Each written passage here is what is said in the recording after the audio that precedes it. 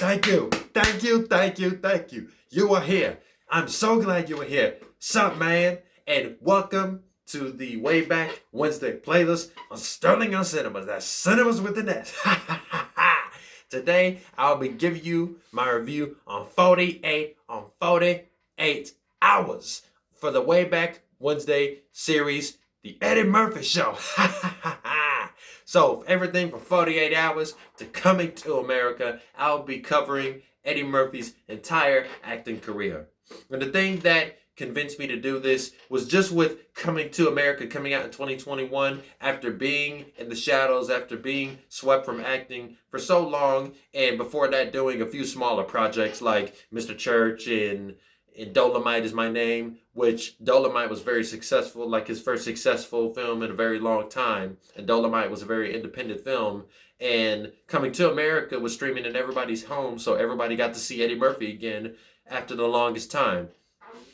And after learning everything I did about this man, I had to give him his own playlist because he deserves it. He has made so much of an impact on pop culture, on the 20th and 21st century entertainment, and the comedy world. Saturday Night Live, most preferably, and I'll get deeper into that. So, before I begin, this is my review, again, on 48 hours, and this is the synopsis. Renegade cop Jack Cates, played by Nick Nolte, pulls bank robber Reggie Hammond, played by Eddie Murphy, from a federal prison on a 48-hour leave to help him capture Hammond's old partner, Albert Ganz, who used to cook crack in his home. Having escaped from a prison work crew, Ganz is on a killing spree around San Fran on the trail of $500,000 that went missing after one of his robberies. The cocky Reggie knows where the money is, but spars with the hot-headed Jack as he enjoys his temporary freedom. Thanks, make it shake. To reiterate, I don't usually do Way Back Wednesday series surrounding the actor, because if I was going to do, if they're, say, let's take a certain movie, let's take Lethal Weapon, which I'm going to bring it up later in the video. They star Mel Gibson, they star Danny Glover. Now, if I was going to do a playlist, two different playlists, a Mel Gibson playlist and a Danny Glover playlist, I wouldn't want to review the same movie twice, but that's the same thing here. That's what I was saying yesterday in my DreamWorks review. Like, Shrek stars Eddie Murphy. He's in the movie. And that would be in the DreamWorks filmography, in this filmography. So if I was going to review Shrek anyway before I did this, I would just have to put it on its own separate playlist, and that is what I'm going to do. This playlist right here will not focus on his animated work, just roles that he starred in actual movies and no voiceovers. Despite how great those voiceovers were, they will still be having their own playlists. So, 48 Hours has been considered a classic amongst the action comedy genre, and while I don't choose to see it in that way in some departments, there are a few things that add value to this movie yet and still. For starters, 48 Hours was the historical landmark. You may have heard this a few times if you're familiar with 48 Hours. It was the historical landmark, the pioneer that helped to trailblaze the buddy cop genre, in which you have your films like Lethal Weapon, your Rush Hours, your Bad Boys, what you gonna do? Your Jump Street, your Ride-Alongs, National Security, The Nice Guys, etc. Now, while a few of these buddy cop films that follow worked, some of these did not work.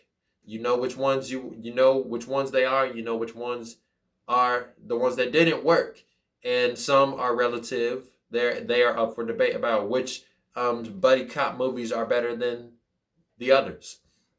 But after 48 Hours comes to pass, you would finally understand how the best aspects of this genre came to fruition. Like, for example, a white cop and his black friend who was always played by the comedian or the funny person, or the character is funny, / good cop and bad cop, catching the cartel, retrieving a bounty, not getting along, the two leads constantly butting heads, things of that nature.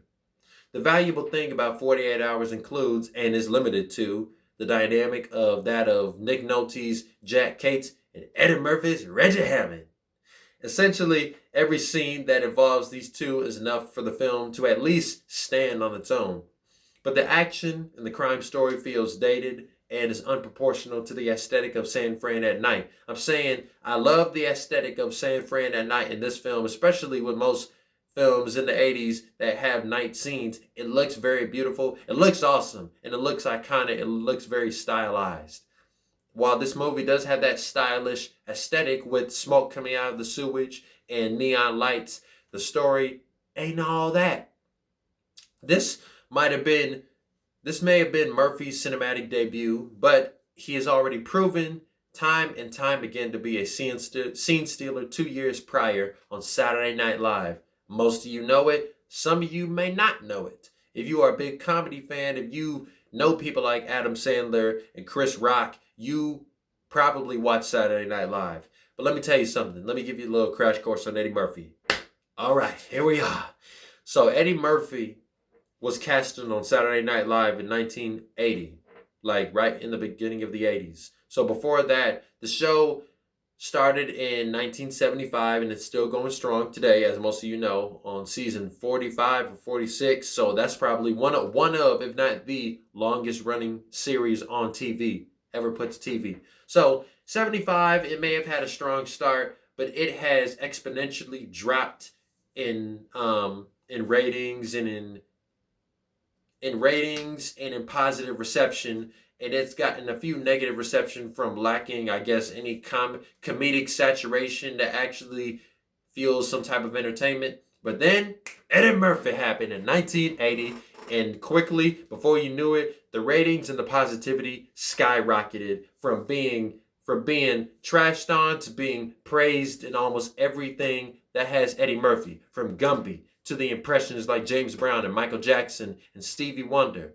to original characters like Mr. Robinson, Bowie, White Like Me, a few things like that. But every sketch with Eddie Murphy, it is so unpredictable and it is so well improvised. And before that, nothing has ever been such a thing on Saturday Night Live until Eddie Murphy came to town. So in the words of the character in the film, there's a new sheriff in town. And this film definitely, in Saturday Night Live, at the beginning of his career, lives up to that. You are about to get a new king in town. And throughout his career, he has proven to be the Michael Jackson of comedy, the king of stand-up comedy during his prime. And depending on how you feel about certain comedians, he may be your favorite, he may not be your favorite, but that's okay. But with his genius, razor-sharp wit, and impeccable improvisation, these adept traits in the film, just as it is in Saturday Night Live, has made for a memorable first impression that helped him to keep up with Nick Nolte as a newcomer, which is pretty rare for most people who have a breakout role or have a first-time role that are starring or acting alongside someone who's been there longer, to keep up with them in their performance and in their acting, and Eddie Murphy is one of those people. So whether you have met him here at 48 Hours or you've already been laughing on your knees and just gasping at his act in Saturday Night Live, he has instantly became your favorite. And if you have not seen his earlier work till later on like I have, or if you haven't met him in his earlier work, then I encourage you to check out Delirious. Just watch Delirious. You don't even have to watch the older movies. You may have seen Nutty Professor. That's great. You may have seen Life. That's amazing too. But just go back to the early stages of his career, like before the 90s. Watch Delirious. That will tell you everything you need to know about Eddie Murphy during that time. Rotten Tomatoes gives 48 Hours a 93%. Although a product of his time, definitely a product of his time, it doesn't hold up.